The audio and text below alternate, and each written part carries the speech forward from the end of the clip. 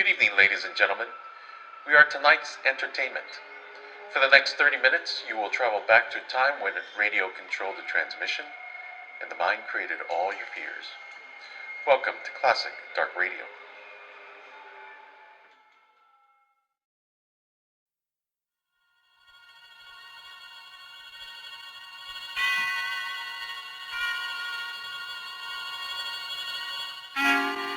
Suspense.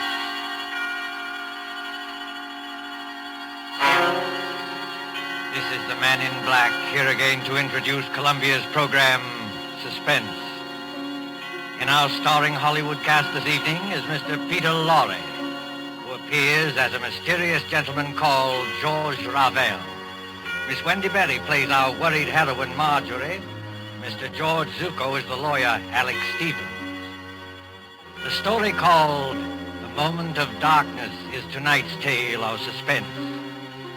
If you have been with us on these Tuesday nights, you will know that suspense is compounded of mystery and suspicion and dangerous adventure. In this series are tales calculated to intrigue you, stir your nerves, to offer you a precarious situation and then withhold a solution until the last possible moment. And so, with The Moment of Darkness, and with the performances of Peter Lorre, Wendy Berry, George Zuko, and our other players, we again hope to keep you in suspense.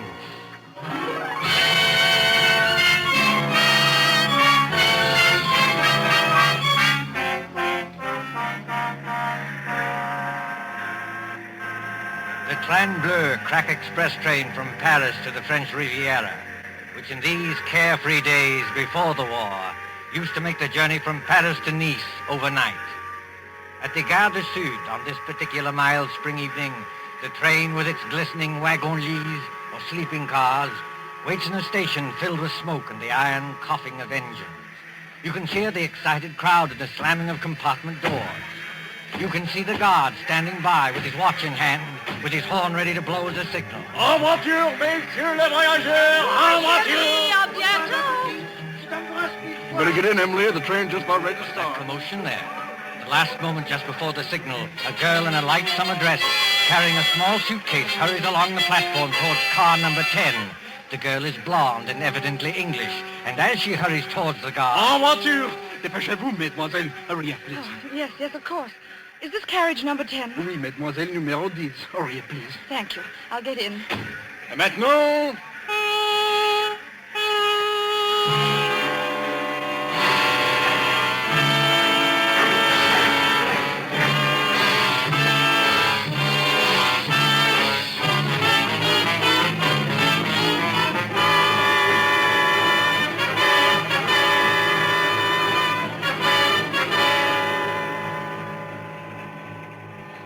Corridor must be at least a mile long. Car 10. Compartment number 6. Compartment number 6.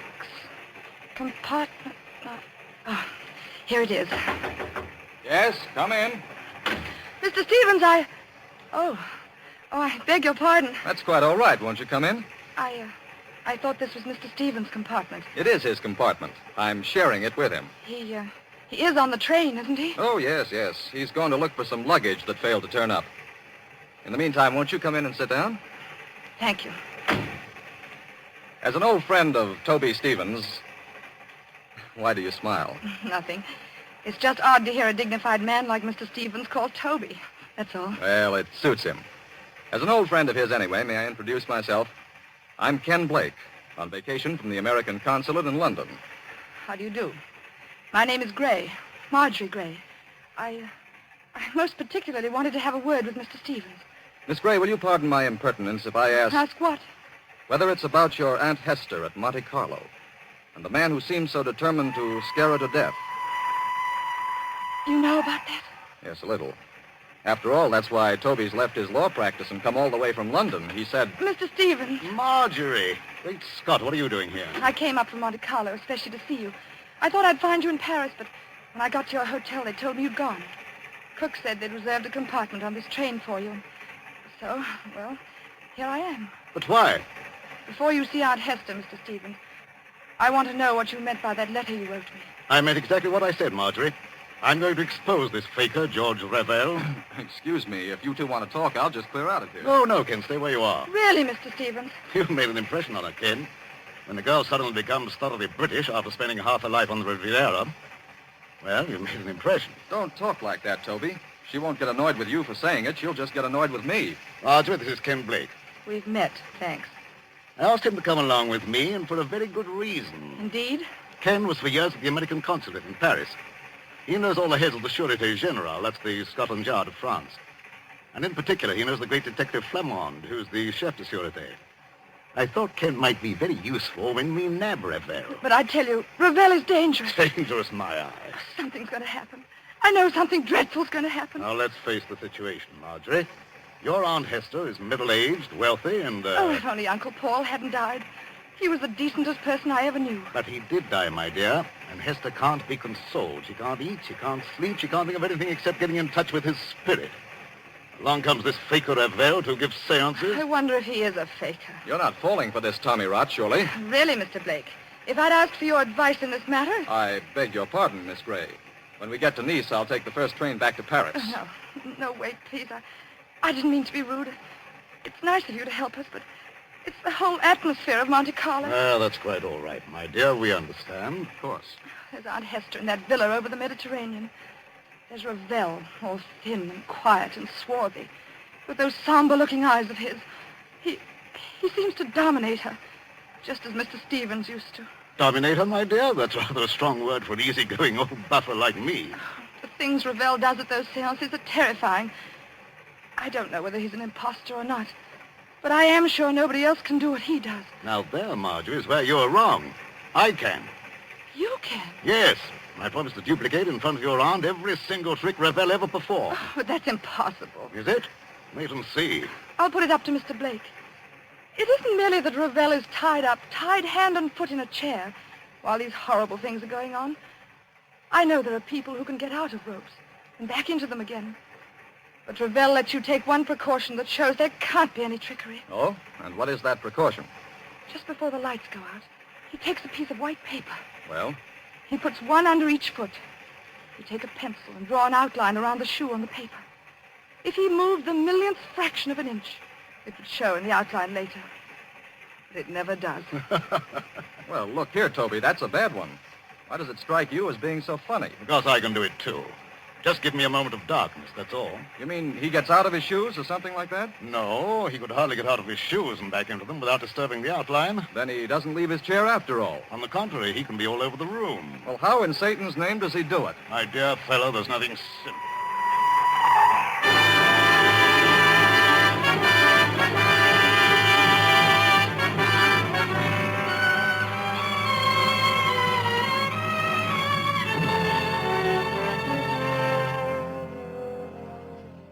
The Villa Bijou, Monte Carlo, the next evening. On the lighted terrace, that white villa, overlooking the olive groves and the sea, 3 people are seated at their ease, enjoying the night air. Below glitters the town, a white palm garden. But even its lamps are dimmed by the firework illuminations from the Promenade des Anglais. When the Principality of Monaco celebrates its ruler's birthday, great rockets go hissing upwards to burst and bloom in colored fires against a black sky.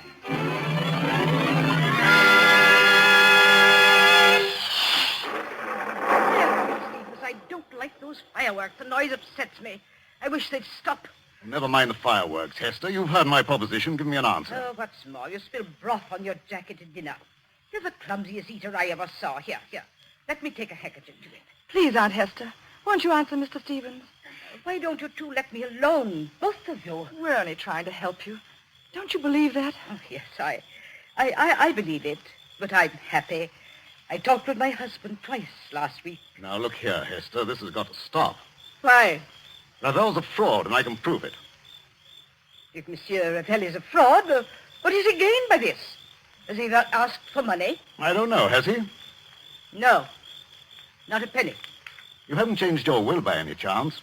People do queer things sometimes that even their solicitors don't know about. Oh, no, dear, I haven't changed my will. When I die, Marjorie inherits everything. I am a lonely woman. I'm getting old. I haven't got much to look forward to. Now, why don't you go your way and let me go mine?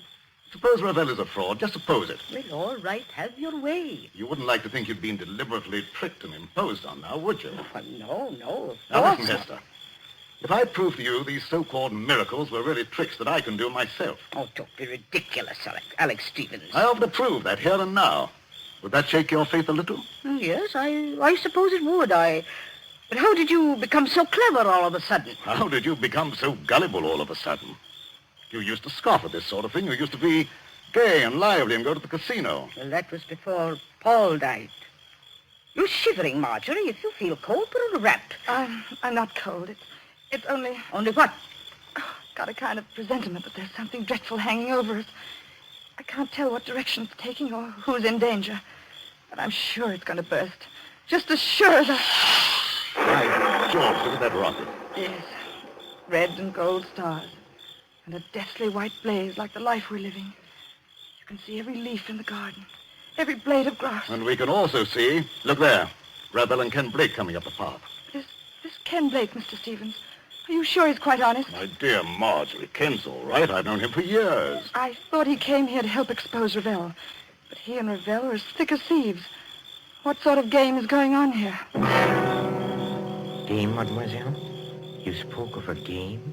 Yes, Monsieur Ravel, I did. So did I, friend Ravel. Are you ready for my demonstration tonight? Demonstration? In the seance room upstairs. You claim you can bring back the dead. Pardon me, monsieur, I claim nothing. When I'm in trance, I cannot tell what happens. But I can.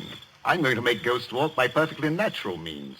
You know, Monsieur Stevens, I don't understand your logic. Logic? Yes, you wish to, how do you put it? Expose me? But how will you expose me by these childish tricks? If I show you a counterfeit 10-pound note, does that prove there's no Bank of England? I'm not going to argue subtleties with you. You can always beat me there. I'm a plain, ordinary man with a little common sense to back me up. No, come on, my friend. Not an ordinary man, surely. Just exactly what are you hinting at? Yes, I'd like to know that, too. Oh, Madame Hester, believe me, I didn't mean to upset you. I wouldn't upset you for anything. No, I'll bet you wouldn't. Well, I kiss your hand, Madame. I'm all apologies. Well, let this gentleman do what he likes. But I warn him, it is dangerous. Dangerous? How is it dangerous? That's the first time you've spoken, Mr. Blake. Why have you been so quiet? Please, Marjorie, please now, be a good girl and stop interrupting. Oh, I'm sorry, Aunt Hester, but he's been muttering to himself and moving from one foot to the other and looking guilty. Confound it, I'm not looking guilty. Aren't you? No, it's a hot night. I don't like this business at all. Why will a seance be dangerous? Why? Because we shall be tampering with evil forces. Evil forces my foot. Oh, you doubt it? Yes. This brave Monsieur Stevens is challenging the unseen world. He's mocking at forces he does not understand. Believe me, monsieur, they are not mocked without danger. I'll risk that, thanks. While up in a seance room, with a door bolted on the inside, we shall be at their mercy. The evil forces, the elementals, will wax and grow strong. They can take us in their grip, as I take this walking stick and...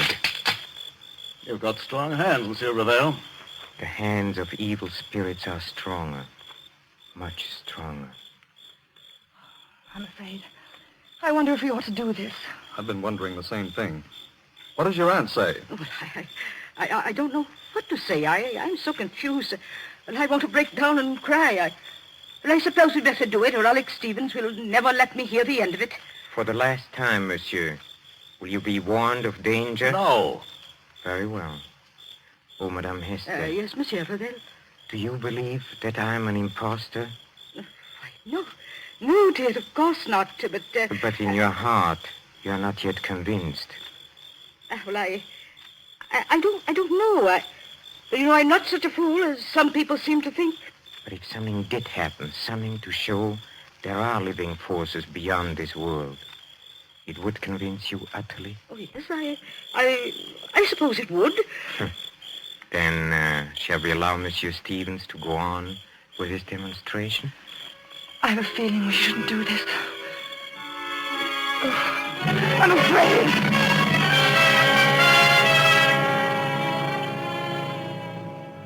Upstairs at the Villa Bijou, there is a small, bare, deeply carpeted room. Its only furniture consists of a round table, 5 chairs, and a large cabinet phonograph. There is only one door, and there are no windows. In one chair, a little way back from the table, sits Mr. Alexander Stevens. He is tied hand and foot, the outline of his shoes drawn with pencil on pieces of paper, so that he cannot move. Now then, friend Raphael. Have you quite finished tying me up? Oh, yes. Yes, and I bet you won't get out of these knots, sir. Well, we'll see about that. Are the rest of you ready? Yes, all right. Oh, dear, I wish I'd put some smelling salts in my handbag. Well, what do you want us to do now? We'll have conditions exactly as they are for Mr. Ravel. I'll sit in this chair back from the table. You 4 sit round the table, clasping hands to form a circle. All right, let's get on with it. Ken, will you start the gramophone? I believe it's customary, Mr. Ravel, to have hymns played at the beginning of a seance to establish the proper frame of mind. Yes, monsieur, that's true. You fool. What did you say? Oh, nothing, monsieur. Please continue. Start the gramophone, Ken. When you've done that, turn out the lights on that switch by the door. Then join the circle. Clasp each other's hands tightly and don't let go unless... Unless what? Well, unless something gets me. Be careful, monsieur. Go on, please. Start the gramophone. All right, here goes. Now the lights, Ken. Switch off the lights. Lights? Yes. There you are. It's pitch dark. I can't see my way back to the table. Here, Ken. Here's my hand. Thank you. Mine Thanks. on the other side, Mr. Blake. Thank you. I've got my bearings now. Are all of you clasping the hands of the next person? Then quiet and wait for what's going to happen.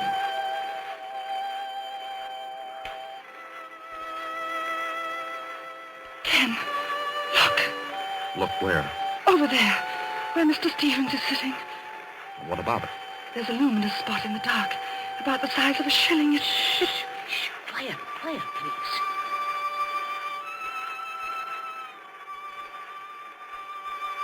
Did anything touch the back of your neck? No. What was that? It's Alex Stevens. I know it. This was not on a program, madame.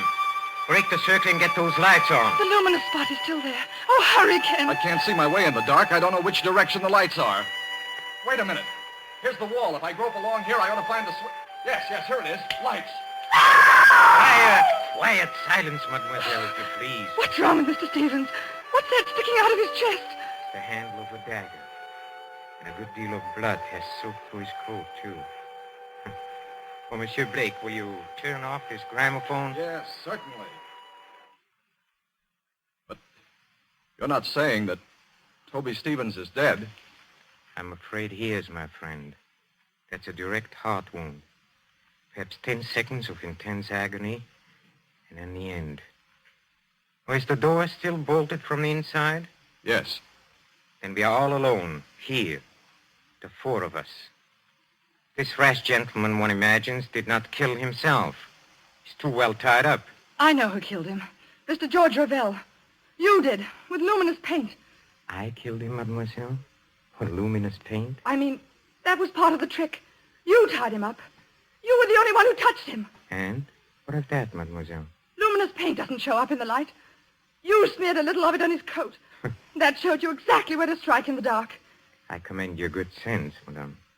But there are 2 excellent reasons why I had nothing to do with this. The first reason I must keep to myself, but the second reason can easily be proved. Well, what is it?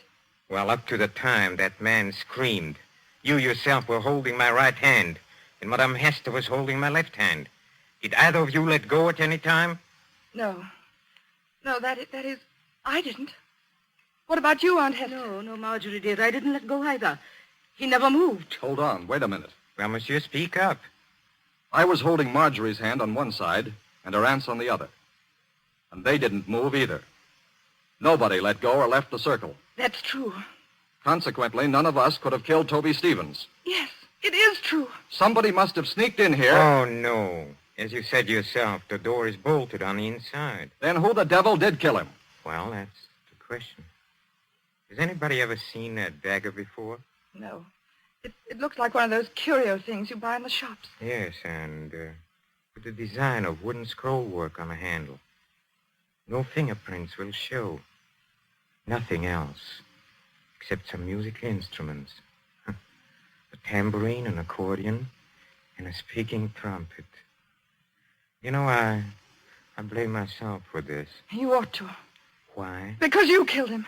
Don't ask me how, but I know why. Indeed, mademoiselle. You found my motive. Yes, I have. You've got Aunt Hester fully believing in you now, haven't you? Easy, Marjorie. In another minute, you'll be talking about forces and elementals and heaven knows what. You'll be saying it was a spirit hand that killed Mr. Stevens because nobody else could have. Please, Marjorie, brace up. Someone's got to send for the police.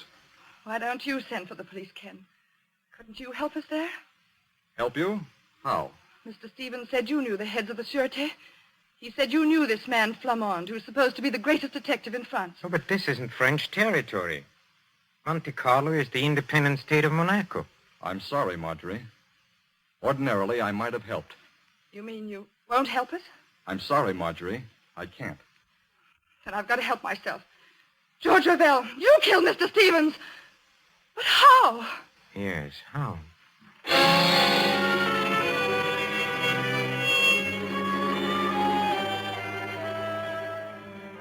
24 hours later, 24 hours of blind puzzling. In the railway station at Nice, 9 miles from Monte Carlo, the night express for Paris is already underway. The guard has blown his signal, and the great wheels grind. A young man, hatless and worried, pushes through the crowd past the already moving train. Non, monsieur. C'est défendu. Vous êtes trop tard. Too late, nothing. I'm getting aboard this train. Prenez garde, monsieur. Prenez garde. I'm sorry to have caused you any trouble, guard. But do you happen to know whether... Marjorie! Ken Blake, what are you doing on this train? Exactly the question I wanted to ask you. Walk along the corridor with me, will you? All right. Marjorie, you little idiot. What's the idea of running away? If it's any of your business, Mr. Blake, I'm not running away. I'm merely going to Paris. You were told to stay in Monte Carlo. Don't you know you can land in jail for this? They'll put you in jail, too, won't they? Yes, I suppose so. But what's the idea of going to Paris? First of all, I had to get Aunt Hester away from that man Ravel. She really thinks he can call up ghosts now. Is your aunt on this train? Yes, in that compartment there. Second, I'm going to Paris for some real help. I'm going to the Sûreté. I'm going to see this man, Flamand. You won't find Flamand in Paris, Marjorie. And you'll certainly never get him to arrest Georges Ravel. Oh? And why not? Because, my dear idiot, Georges Ravel is Flamand. What are you saying? The man who calls himself Ravel is really Flamand, the head of the whole French Detective Bureau. He made me promise not to tell anybody. Oh, then that's why you've been looking so guilty for 2 days. Yes, I tried to tip you off today, but the police were with us all the time. So he is a fake spiritual medium. Mr. Stevens was right about that. And I still say I'm right about the other thing. Whoever he is, Ravel killed Mr. Stevens. But how and why? Oh, I don't know. This alleged detective. Did he tell you why he was masquerading as a medium in Monte Carlo? No. All I know is that we're in one sweet mess. We've left town without permission. They'll probably stop the train and send us back in a patrol wagon. Oh, no, my friend. That won't be at all necessary. Ravel! Yes, mademoiselle. Ravel or Flamand. Well, since you know me as Ravel, call me that. You knew that I was on this train? Oh, naturally. Look here, old man. I kept quiet about you because you swore it was a matter of life and death. But will you answer a couple of questions now? Oh, with pleasure. Why did you pose as a medium? Because the Monacan government employed me to trap a murderer. So I had to work hard, undercover. All right. Why was Toby Stevens killed? Stevens was killed because he was a blackmailer. A blackmailer? Yes, mademoiselle. Does that surprise you? Yes. Oh, yes, of course. Very much. I tried to warn Stevens, but the fool wouldn't listen. And then, well, I wasn't quick enough. Stevens was murdered, of course, by one of us 4 in the seance room. Well, that's impossible. Impossible? Oh, no. The trick was baffling because of its simplicity. I'm sure you killed him. One moment, mademoiselle. Let me show you what I mean by trick, baffling because it is so simple. Take, for example, the pencil outline drawn on a paper around the medium's shoes. Did Stevens tell you how I did that? No. On this train 2 nights ago, he started to tell us, but... Then he just stopped in the middle of it and laughed. You see, the medium leaves his chair. Well, he makes tambourines rattle and ghost forms appear. Yet the pencil outline is not disturbed. Now, how does he manage it? Well, how does he manage it? Well, quite easily. He returns to his chair. He turns over the 2 pieces of paper. He takes another pencil and draws an outline of his shoes on the reverse side of the paper. You look at it. And imagine it's the same outline we drew. Precisely. So easily are people misled. And it was the same way with a murder. But there couldn't have been any trick about the murder. None of us left the circle. We were all clasping hands when we heard that scream. Don't you agree? Oh, yes, I agree. I can't stand this any longer. When we heard Mr. Stevens utter that horrible scream... What makes you think it was Stevens who uttered that scream? I beg your pardon. What makes you think it was Stevens who screamed? Well, wasn't it? Oh, you assumed it, yes. We all assumed it. But up to that time, Stevens wasn't even hurt. Wasn't hurt? You see, the source of sound cannot be located in the dark. It was the murderer who uttered that appalling cry.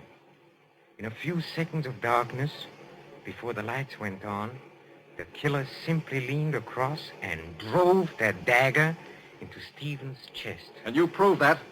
Yes. If Stevens had been hit at the time of the scream, blood would have blotted out the spot of luminous paint.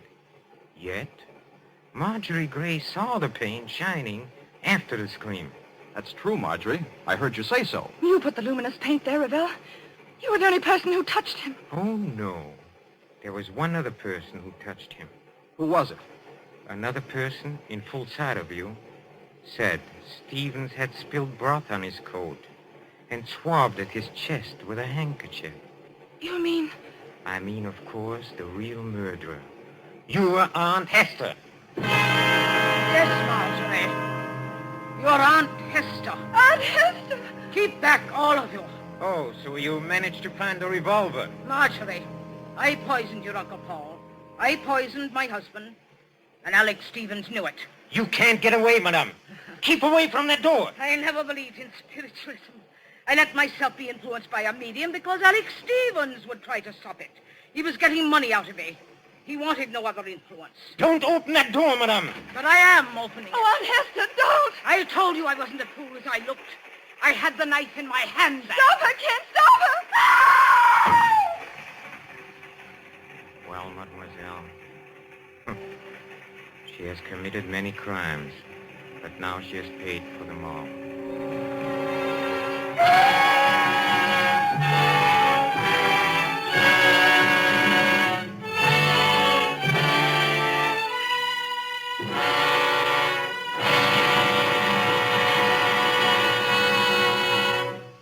And so closes The Moment of Darkness, starring Peter Lorre, Wendy Berry, with George Zucco.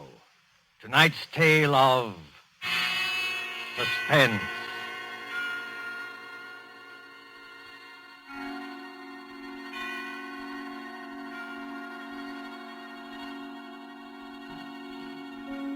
This is your narrator, the Man in Black, who conveys to you Columbia's invitation to spend this half hour in suspense with us again next Tuesday, when Agnes Moorehead and Ray Collins will star in a study in terror titled The Diary of Sophronia Winter. The producer of these broadcasts is William Spear, who with Ted Bliss, the director, Wilbur Hatch, and Lucian Morowick, conductor and composer, and John Dixon Carr, the author, collaborated on tonight's Suspense.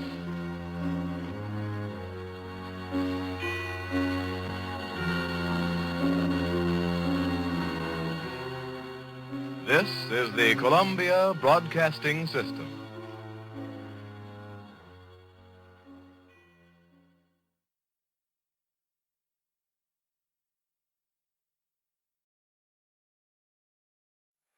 Thank you for joining us I hope you enjoyed tonight's entertainment.